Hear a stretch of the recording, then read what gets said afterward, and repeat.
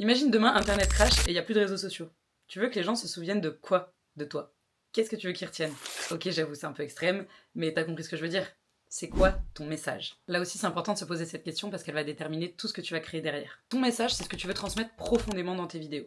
Par exemple, quand j'ai fait mes tutos montage, le message, c'était pas juste t'expliquer comment on fait un effet. Ce que je veux faire passer comme message derrière, c'est aussi que le montage, c'est accessible à tous, avec un petit peu de patience et de détermination évidemment, et que ça doit pas être un blocage pour se lancer dans la création de contenu.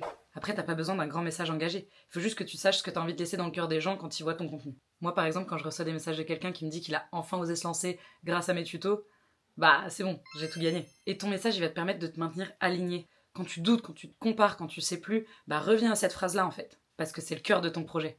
Et là aussi, en fonction du contenu que tu fais, tu peux avoir aussi plusieurs messages, évidemment. Du coup, dans le document du module, je vais t'inviter à essayer de poser ton message par écrit. Si tu bloques, tu peux essayer de penser à ce que tu aurais aimé voir ou entendre il y a quelques années. Souvent, ton message, il se cache un petit peu là-dedans. Et encore une fois, je te le rappelle, ton message, il peut bouger, il peut évoluer, il peut s'enrichir. Aujourd'hui, là, je veux juste que tu poses la première brique. Donc, que la force créative soit avec toi.